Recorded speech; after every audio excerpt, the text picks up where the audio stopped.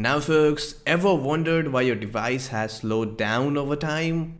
I mean, when you first get your shiny new Android phone, out of the box it feels like the fastest thing ever. But over time, as you keep using it, it slows down a lot.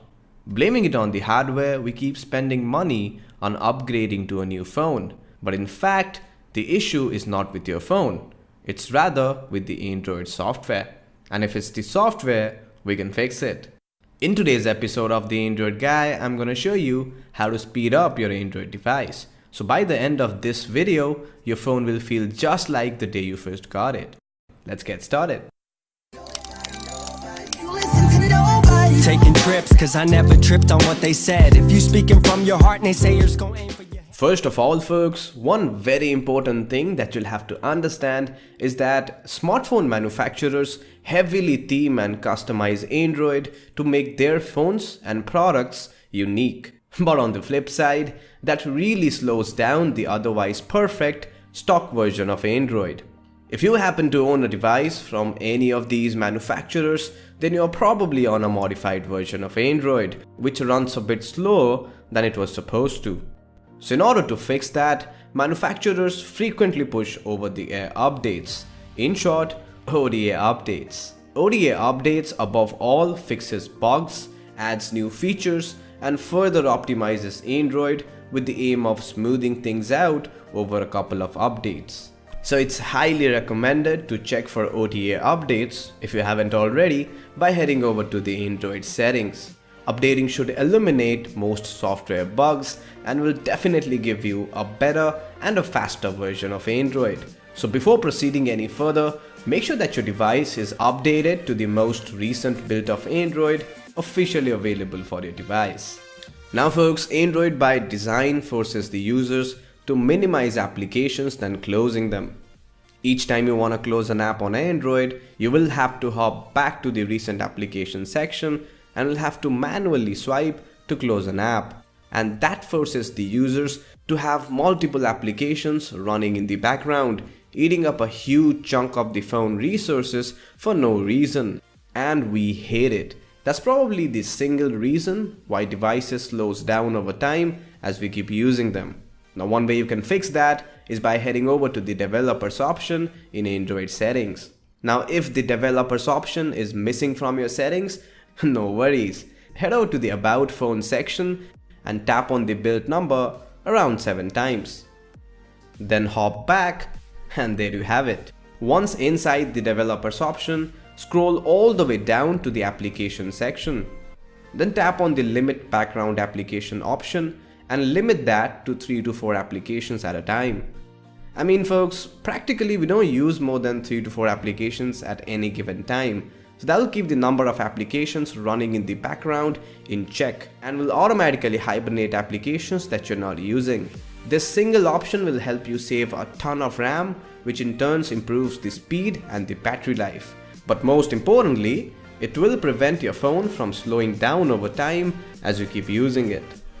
Now folks, the above two methods should be able to fix most common slowdown issues on Android. But if it didn't, then you will have to find the specific issue that is slowing down your device.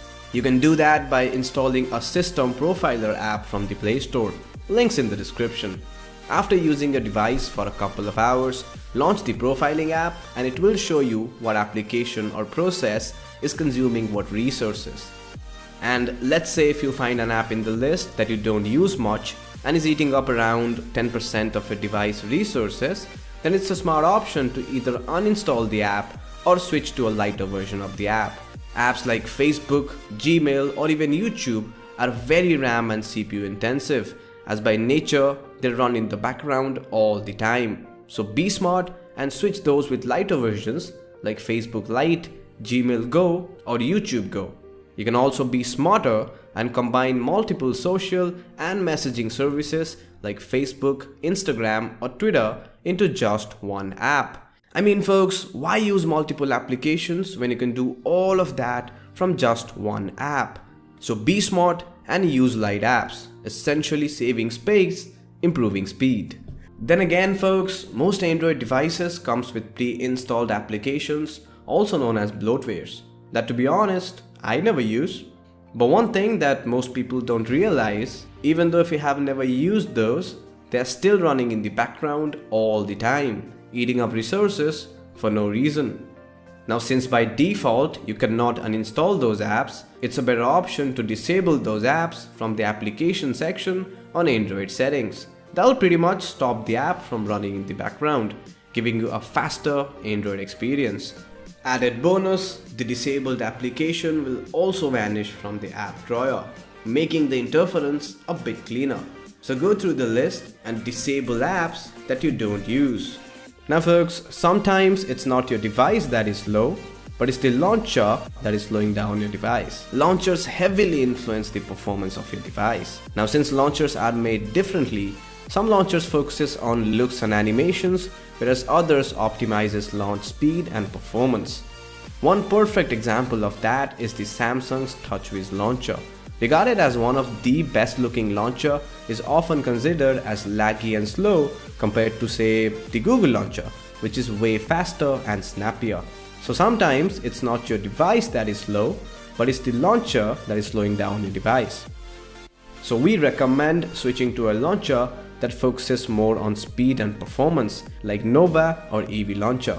By installing any of these launchers from the Play Store, you will almost instantly notice a 30 to 50% increase in the speed and performance. You will also save at least 20% battery, as these launchers are less processor intensive, and unlike stock launchers, they are heavily optimized and are updated regularly to give you the same performance all time, every time. No slowdowns whatsoever.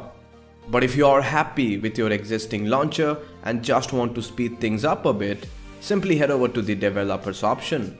Then scroll down and decrease the animation and transition speeds. Reducing the animation time will definitely make the existing launcher feel a bit snappier. It's especially very useful if you are a multitasker, as switching between apps and pages is now faster than ever. But folks, at the end of the day, if nothing works out, then probably it's time to factory reset your device. As you keep using your phone, over time stuff like junk data and app cache keeps building up on your phone memory, which eventually slows down your device. So it's recommended to factory reset your device at least once a year.